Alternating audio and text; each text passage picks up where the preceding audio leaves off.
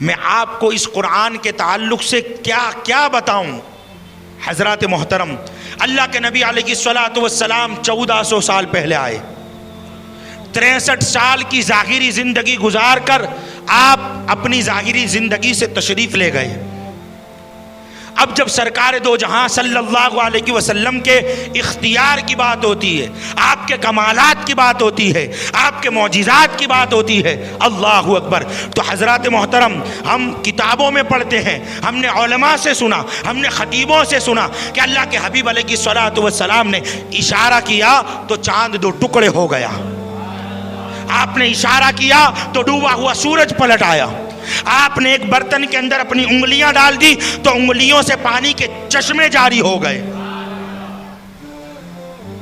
مختصر سی ہانڈی کو آپ نے بڑے لشکر کو کھلا دیا، وہ ختم نہ ہوئی.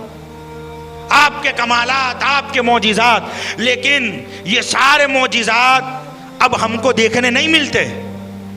بات میں جو کرنے لگا ہوں بڑی ذمہ داری سے کر رہا ہوں اور بغور سنیے گا.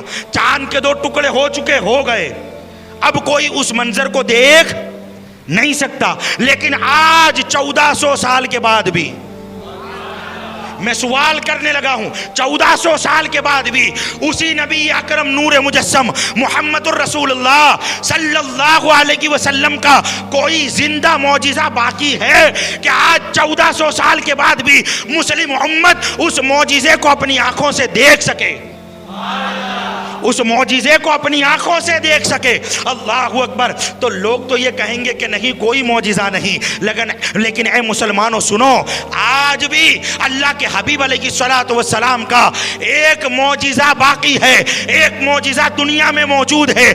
آپ کہیں حضرت چاند کے 2 ٹکڑے کا واقعہ بڑا مشہور ہے، آپ کہیں ڈوبے ہوئے سورج کا پلٹ جانا بڑا مشہور ہے، 1500 صحابہ کو پانی پلانا بڑا مشہور ہے، 70 صحابہ کو دودھ پلانا بڑا مشہور ہے، بڑے بڑے معجزات ہیں، بڑے بڑے واقعات ہیں، لیکن اب وہ دیکھنے کو نہیں ملتے. آپ کہتے ہو کہ اللہ کے حبیب کا ایک معجزہ آج بھی باقی ہے، وہ کیا ہے؟ میں کہوں گا وہ اللہ کا کلام قرآن مجید ہے. یہ قرآن اللہ کے حبیب کا معجزہ ہے جو 1400 سال پہلے، اگر آج بھی 1400 سال کے بعد کوئی دیکھنا چاہتا ہے تو قرآن اٹھا کر دیکھ لے. اور میں آپ کو 100-200 سال پہلے کے واقعات نہیں سناؤں گا، یہ ابھی کرنٹ موضوع کی بات کر رہا ہوں میں. ایک خبیث نکلا تھا، کہتا تھا ہم قرآن بدلیں گے. وہ بدبخت کیا کہتا تھا؟ ہم قرآن بدلیں گے. مگر سن لو، ہے قول محمد قول خدا، فرمان نہ بدلا جائے گا، بدلے گا زمانہ لاکھ مگر قرآن نہ بدلا جائے گا. اور وہ کتاب دنیا کی ہے، ہر کتاب کو اپڈیٹ کی ضرورت ہے.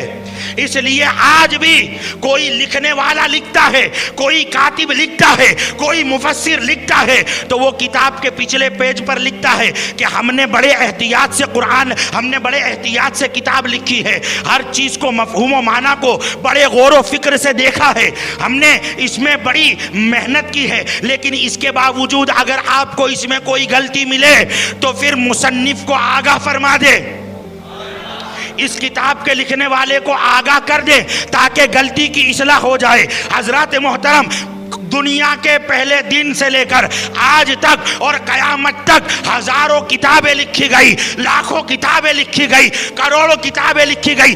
ہر کتاب میں غلطی رہی، اصلاح کی ضرورت رہی، اپڈیٹ کی ضرورت رہی، مگر تمام کتابوں میں واحد اللہ کا کلام قرآن مبین تنہا ایک ایسی کتاب ہے، تنہا ایک ایسا کلام ہے کہ ایک بار اتر گیا 1400 سال کیا قیامت تک اس میں کوئی رد و بدل کی ضرورت ہی نہیں ہے، کوئی ضرورت نہیں، سب کچھ آ گیا. وَتِبْيَانًا لِكُلِّ شَيْءٍ، ہر شے کا واضح اور روشن بیان اللہ نے 30 پارے قرآن میں بیان کر دیا. اللہ نے فرمایا وَتِبْيَانًا لِكُلِّ شَيْءٍ، ہر شے کا واضح اور روشن بیان، ہر شے کا. اللہ اکبر. ہر شے کا. ہم تو چومنا تو کہتے قرآن میں ہے، کھڑے ہو کر سلام پڑھنا ہو تو کہتے قرآن میں ہے، یا نبی یا رسول اللہ کہتے قرآن میں ہے۔ نادان، تیری آنکھوں میں طاقت نہیں کہ تو تلاش کر لے، ورنہ اللہ تو کہتا ہے سب کچھ قرآن میں ہے، سب کچھ قرآن میں ہے۔ حضرت بختیار کاکی رحمت اللہ علیہ سرکار غریب نواز کے خلیفہ ہے نا، ایک غریب آیا تھا، کہا حضور بیٹی کی شادی ہے، کچھ مدد کر دو۔ تو حضرت نے سورہ فاتحہ پڑھی اور اینٹ کے ڈھیلے پر دم کرا تو سونا ہو گیا۔ وہ گیا بیوی سے کہنے لگا جلدی جلدی غسل کر لے، میں نے سونا بنانے کا نسخہ جان لیا ہے۔ محلے کے گلی کے سارے پتھر ڈھیلے جمع کر لیے، پوری رات پڑھ پڑھ کے دم کرتے رہے، لیکن کوئی سونا نہیں بنا۔ صبح پھر حضرت کے پاس آئے اور کہا حضرت آپ نے ایک بار پڑھا تو پتھر سونا بن گیا، ہم پوری رات پڑھتے رہے نہیں بنا۔ کہا قرآن تو آج بھی وہی ہے۔ کیا کہا؟ جواب سنیے بابا بختیار کاکی کا، قطب الدین بختیار کاکی رحمت اللہ علیہ فرماتے قرآن تو آج بھی وہی ہے، مگر زبان بختیار پیدا کر لے تو ہماری زبانوں میں تاثیر نہیں۔ گالیاں ہمارے منہ سے نکل رہی ہے، گانے ہم زبان سے گا رہے، فحش باتیں ہم زبان سے کر رہے ہیں، اور پھر ہم سمجھتے ہیں کہ ہماری زبان میں اثر پیدا ہو جائے۔ نہیں ہو سکتا، زبان کا تقوی چاہیے۔ حضرات محترم قرآن کی بات کر رہا تھا، اللہ نے فرمایا ہر شے کا واضح اور روشن بیان ہے اس میں، ٹھیک ہے؟ تو ایک عیسائی پادری کھڑا ہوا، اس وقت کے ایک ولی کی بارگاہ میں گیا اور کہا آپ کے قرآن میں ہے وہ تبیان لکل شیء، ہر شے کا واضح بیان ہے۔ کہا بے شک اس میں واضح اور روشن بیان ہے۔ کہا پھر میرے سوال کا جواب آپ کو قرآن سے دینا ہوگا۔ مذہب عیسائی کا ایک لیڈر، ایک پادری آج قرآن پر سوال اٹھا رہا ہے۔ اللہ اکبر! کیا سوال کیا؟ تمہارے قرآن میں ہر بات کا جواب ہے، تو اب میرے سوال کا جواب تمہارے قرآن سے دو۔ اللہ اکبر! کہا ٹھیک ہے، بول تیرا سوال کیا ہے؟ وہ آٹے کی ایک بوری لے کر آیا اور کہا یہ بتاؤ کہ اس بوری میں جتنا آٹا اس سے کتنی روٹیاں بنے گی، یہ جواب آپ کو قرآن سے دینا ہے۔ بتاؤ کوئی دے سکتا ہے؟ اللہ اکبر! حضرت نے اپنے خادم سے فرمایا جاؤ ذرا باورچی کو بلا لاؤ۔ بٹیارہ کہتے ہیں نا ہم، پکانے والا، باورچی۔ کہا باورچی کو بلا لاؤ۔ باورچی کو بلایا گیا۔ حضرت نے فرمایا ذرا یہ بتاؤ یہ آٹے کی بوری ہے کتنی روٹیاں بنے گی؟ تو ان کا ایک انداز ہوتا ہے، انہوں نے دیکھا، کہا حضرت اس سے اتنی روٹیاں بنے گی۔ حضرت نے اس کی طرف چہرہ کیا اور فرمایا اس سے اتنی روٹیاں بنے گی۔ وہ مسکرایا، کہا ہم نے تو کہا تھا قرآن سے جواب دینا، ہم نے تو کہا تھا قرآن سے دینا، آپ تو پوچھ کر بتا رہے۔ کہا جواب ہم نے اب بھی قرآن ہی سے دیا ہے۔ کہا جواب قرآن ہی سے دیا۔ کہا کیسے؟ کہا فاسألوا اہل الذکر ان کنتم لا تعلمون، جس بات کا تمہیں علم نہ ہو جو اہل علم ہے اس سے پوچھ کر بتا دیا کرو۔ اللہ اکبر! دو عورتوں نے بچے جنے، دو عورتوں کو بچے ہوئے۔ آج کل تو ہر کسی کو لالچ لگی رہتی ہے نا کہ ہمارے یہاں بیٹا ہو جائے، ہماری بہو کو بیٹا ہو جائے۔ بیٹی کو بیٹی ہو نا تو ساس کو جا کر سمجھاتے بیٹی اللہ کی رحمت ہے۔ ارے تیری بہو جب بچی پیدا کرے تب بھی یہی نیت رکھ کے بیٹی اللہ کی رحمت ہے۔ بہو بیٹی پیدا کرے تو لڑائی اور جھگڑے اور فساد ہوتے ہیں، اور بیٹی پیدا کرے تو سمجھوتے کی بات کرتے۔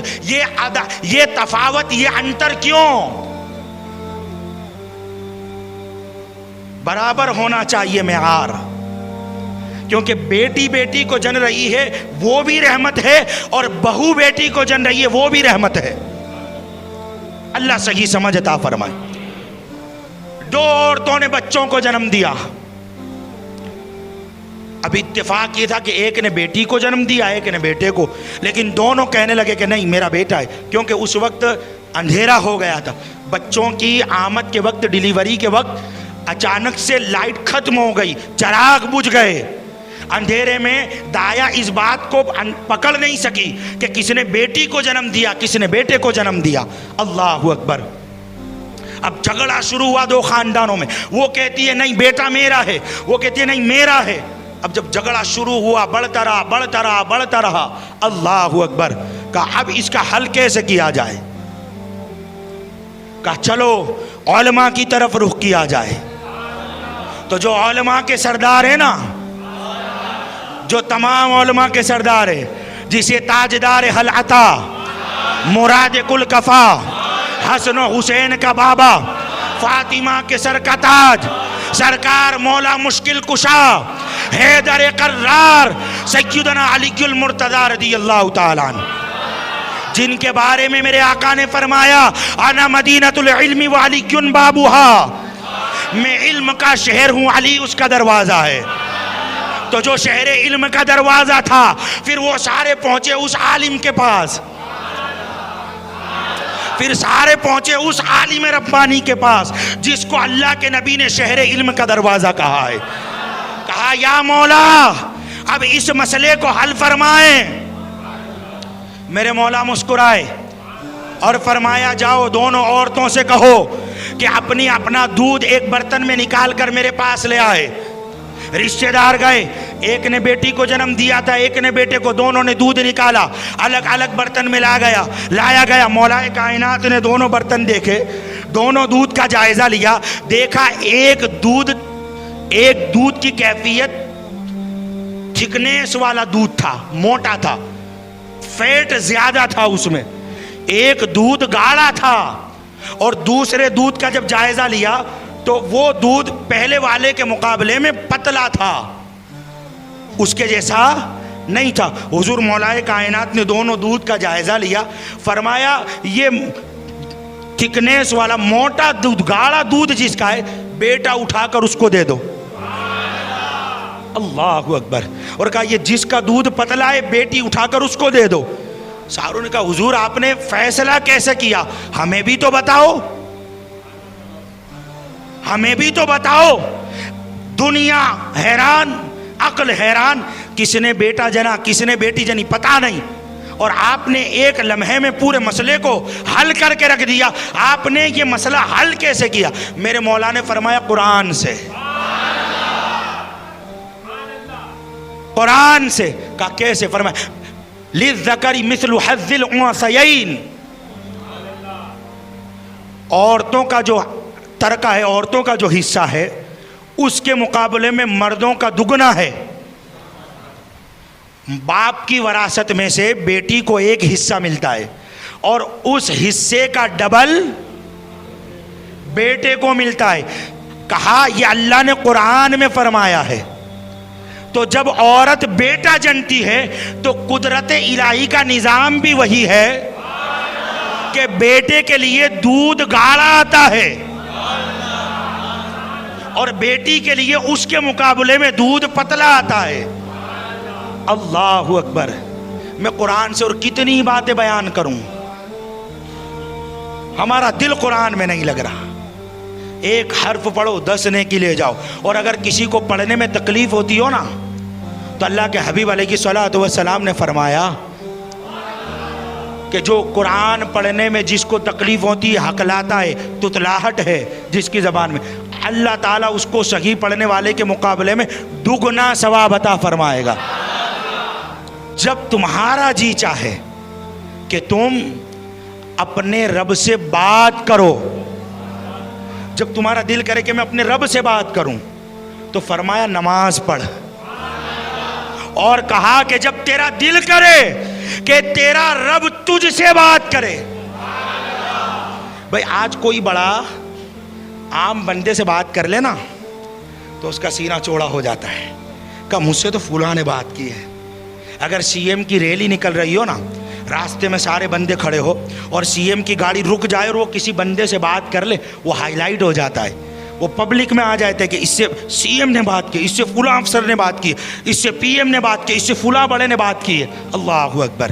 فرمایا جب تیرا جی کرے کہ تو رب سے بات کرے تو تو نماز پڑھ، اور جب تیرا جی چاہے کہ رب تجھ سے بات کرے، جب تیرا دل کرے کہ رب تجھ سے بات کرے، تو پھر تو قرآن پڑھ، تو پھر تو قرآن پڑھ۔ اللہ اکبر۔ حضرات محترم، بیان کرنے کے لیے تو بہت کچھ ہے، بہت کچھ ہے، اور ہماری زندگیاں ختم ہو جائے، لیکن قرآن ایک ایسا موضوع ہے کہ یہ ختم نہیں ہو سکتا۔